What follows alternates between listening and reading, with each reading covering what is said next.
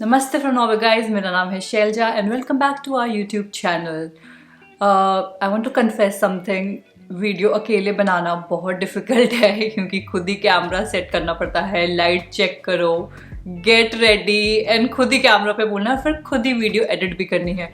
It was so difficult क्योंकि usually मैं camera के पीछे होती हूँ और अरविंद को फ्रंट वाला सब संभालना होता है, तो मेरे लिए काफ़ी आसान होता है। पर आज सो इस वीडियो को ज़रूर देखना, इस वीडियो बनाने में बहुत मेहनत लगी है प्लीज़। तो आज का टॉपिक, जैसा आपको थंबनेल से वैसे तो पता चल ही गया होगा, आज का टॉपिक है स्ट्रगल्स जो आपको नॉर्वे में या जब भी आप अब्रॉड मूव होते हो, बेसिकली एज अ स्पाउस आपके क्या क्या स्ट्रगल्स होते हैं। एज अ कपल आपके डिफरेंट स्ट्रगल्स होते हैं, पर as a spouse it's a very lonely world. आज उसी के बारे में बात करेंगे, तो वीडियो को एंड तक देखना मत भूलिएगा। And yes, please like and comment and do subscribe to our channel. और ऐसा करने को हम आपको क्यों बोलते हैं, वो इसलिए क्योंकि वो अच्छा होता है हमारी वीडियो के एंगेजमेंट के लिए, और वीडियो की एंगेजमेंट अच्छी होती है तो मतलब वो और लोगों तक पहुंचेगी, और लोग देखेंगे और लोगों तक ये इन्फॉर्मेशन जाएगी। सो ये करना प्लीज़ मत भूलिएगा। आपका थोड़ा सा support means a lot to us. So अब स्टार्ट करते हैं वीडियो।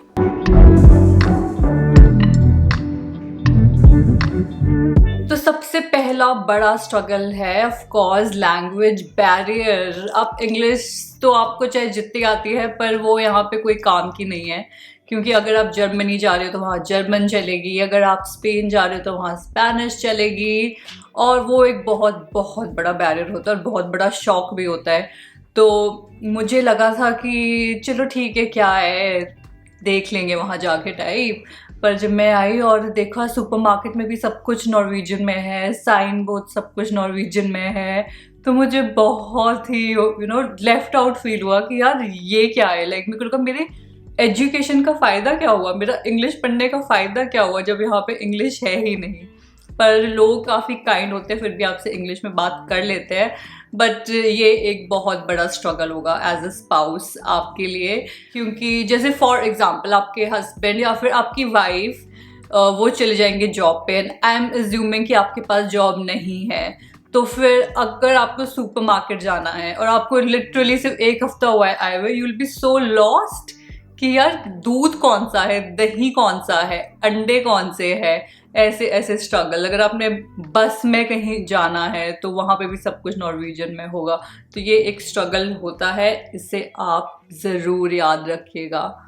सेकंड स्ट्रगल की बात कर लेते हैं, तो वो है लोनलीनेस। इतनी ज़्यादा लोनलीनेस होती है क्योंकि पहली बात, आप इंडिया से आ रहे हो, आई एम अज्यूमिंग आप इंडिया, पाकिस्तान, चलो कहीं से भी आ रहे हो, बांग्लादेश से आ रहे हो, तो आपको आदत है बहुत सारे लोग आपके सराउंडिंग में हुए ना, आपके रिलेटिव्स, आपके फ्रेंड्स, आपका पूरा सर्कल है आपके अराउंड, और यहाँ पे आते ही एकदम सब कुछ गायब, कोई नहीं है, just you and your husband और यू और योर वाइफ। और that also feels very lonely, specially जब आपका स्पाउस ऑफिस जा चुका है और आप घर पे अकेले हो, और अब आपको लगता है ना आपके कोई फ्रेंड्स हैं, ना आप किसी को जानते हो, तो अब मैं क्या करूँ। तो तब आप क्या करते हो, आप करते हो कॉल इंडिया अपने फ्रेंड्स को और रिलेटिव्स को, और फिर उनको यहाँ की बातें सुनाते हो कि यहाँ पे तो ऐसा होता है, यहाँ पे तो ऐसा होता है। मैं यही करती थी, तो आई एम अज्यूमिंग कि ये और भी बहुत लोगों के साथ होता होगा, स्पेशली स्टार्टिंग के 6-7 मंथ जब आपका कोई फ्रेंड सर्कल नहीं होता। फिर चलिए माना धीरे धीरे आपका फ्रेंड सर्कल बन भी रहा है, पर वो यूजली होता है आपके हस्बैंड के या वाइफ के फ्रेंड्स, उनके कलीग्स, तो वो भी आपके आपके एक्चुअल फ्रेंड्स नहीं होते, आपके हस्बैंड या वाइफ के फ्रेंड्स होते हैं। तो कभी वो लोग घर आ जाएंगे तो थोड़ी इंटरेक्शन हो जाएगी, पर अदरवाइज कोई भी नहीं होता, लिटरली कोई बात करने के लिए भी नहीं होता, क्योंकि नॉर्वेजियन लोग तो वैसे ही आपसे बात नहीं करते, और अगर आपको नॉर्वेजियन भी नहीं आती ऊपर से, तब तो और भी ज़्यादा आपसे बात नहीं करेंगे, और स्पेशली अगर आप अपने नेबरहुड पे न्यू हो तब तो और भी ज़्यादा कोई बात नहीं करेगा। सो ये भी दूसरी चीज़ है लोनलीनेस, इसको भी याद रखिएगा कि आपको बहुत लोनलीनेस यहाँ पे महसूस होने वाली है अगर आप आएंगे फॉरेन कंट्री। तो इससे ही रिलेटेड थर्ड पॉइंट है, वो है अपनी लोनलीनेस मिटाने के लिए आप क्या करेंगे। आप सोचेंगे चलिए जॉब हंट से स्टार्ट करते हैं, जॉब ढूंढना स्टार्ट करते हैं, मार्केट में चल क्या रहा है, और अपने स्किल सेट के साथ, अपनी एजुकेशन के साथ। जैसे मैंने लॉ करी थी इंडिया में, मैं यहाँ आ तो गई थी, पर मुझे बहुत बड़ा शौक लगा था ये जान के कि मेरी लॉ तो यहाँ पे वैलिड ही नहीं है और मुझे फिर से 5 साल की पढ़ाई करनी पड़ेगी।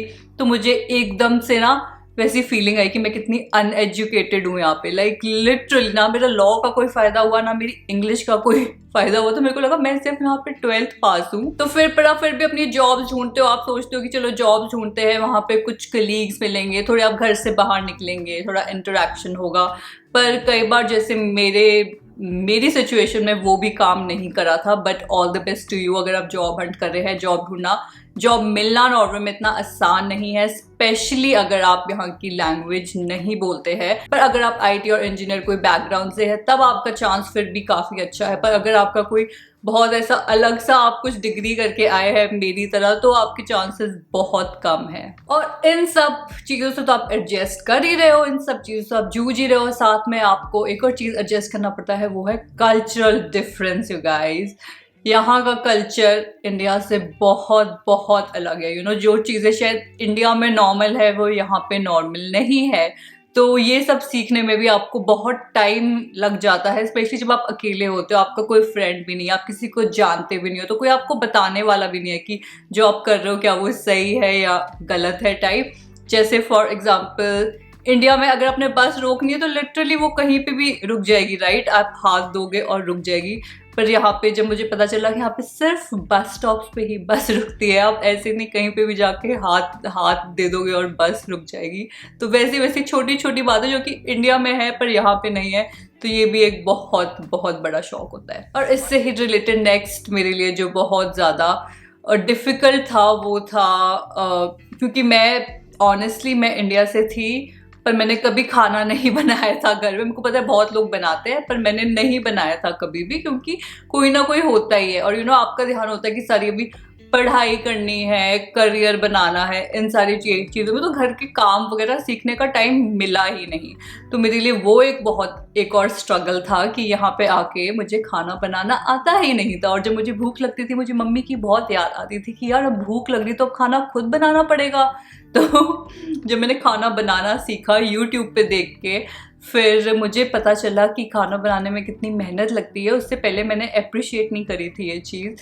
सो ये भी आपके साथ हो सकता है। अगर आप भी इंडिया से कोई ऐसी फैमिली से आ रहे हो जहाँ पे आपने कभी कोई काम नहीं करा, कभी कोई घर का काम नहीं करा, कभी खाना नहीं बनाया खुद, तब तो ये आपको बहुत ही ज़्यादा एज ए स्पाउस, क्योंकि आपके स्पाउस तो चले जाएंगे जी ऑफिस, आप घर पे हो, तो in a way you are responsible to make cook food और क्लीन द हाउस। चाहे आपको आपके स्पाउस नहीं भी बोले, अरविंद ने मुझे कभी नहीं कहा कि कुक फूड या घर साफ रखो, पर आपके पास इतना टाइम होता है कि आपको लगता है you have to do something ना।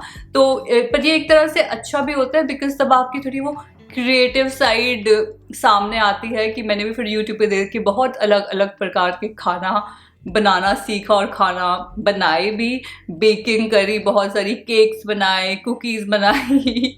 तो वो it worked for me in a वे, क्योंकि मुझे वो बहुत अपनी साइड अच्छी भी लगी। मुझे कभी पता नहीं था कि मुझे खाना बनाना कभी इतना अच्छा भी लग सकता है। और अगला स्ट्रगल जो मुझे लगा था और आपके साथ भी हो सकता है वो है फाइनेंशियली। क्योंकि अगर आप इंडिया से आ रहे हो जहाँ पे आप जॉब करते थे और यहाँ पे एकदम से आपके पास जॉब नहीं है और आप फाइनेंशियली डिपेंडेंट हो अपने हस्बैंड पे कि अब वो आपको पॉकेट मनी दे या फिर जो भी खर्चा वगैरह, you have to talk to him और ask him for the money.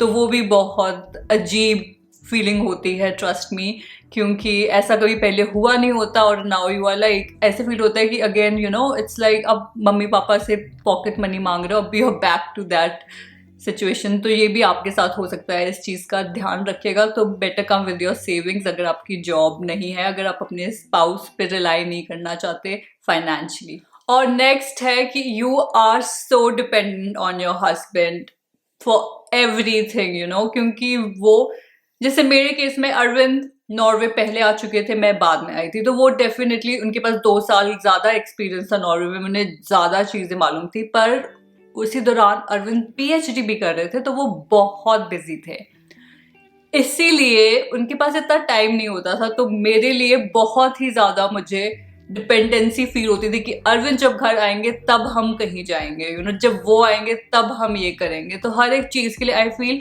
आपकी डिपेंडेंसी आपके स्पाउस पे बहुत होती है। And I would really really recommend ऐसा मत करिएगा। एंड नाउ आई फील कि इतने ज़्यादा फेसबुक पे ग्रुप्स है, एप्स है जिससे आप बाहर जा सकते हैं खुद। You can make your own friends and meet people and that's a very good way to get into the society, you know, to know the society, to know Norway or any country more. So do that. Don't stay at home and don't be dependent on your husband or wife. Or next thing is you miss your family so much, and that is and friends as well. क्योंकि जब आप यहाँ पे, जैसे मैंने first point बताया था कि यहाँ पे कोई आप किसी को नहीं जानते, कुछ नहीं होता, एंड यू नो मेरे ख्याल से इंडिया में हमें आदत होती है कि हमें कुछ भी गाइडेंस चाहिए या कुछ भी होता है तो कोई ना कोई विल कॉल मम्मा पापा, और कुछ चलो फोन पे तो वो गाइडेंस दे ही देंगे, but they can come any time there to help you types, you know. पर यहाँ पे वो नहीं होता. You are your own, like literally. कोई भी डिसीजन लेना है, सपोज कार लेनी, हमने कार लेनी थी, अगर वही सिचुएशन इंडिया में होती तो मेरे पापा साथ में आए होते, या अरविंद के पापा या मम्मा, कोई ना कोई साथ में आता और हमें बताता कि नहीं ये गाड़ी लो, ये करो. तो यहाँ पे ऐसे नहीं होता. लाइफ के सारे बड़े छोटे डिसीजंस आपको खुद ही लेने होते हैं. इससे ही रिलेटेड मेरा कहना का मतलब है कि आपका कोई सपोर्ट सिस्टम नहीं है यहाँ पे, यू नो.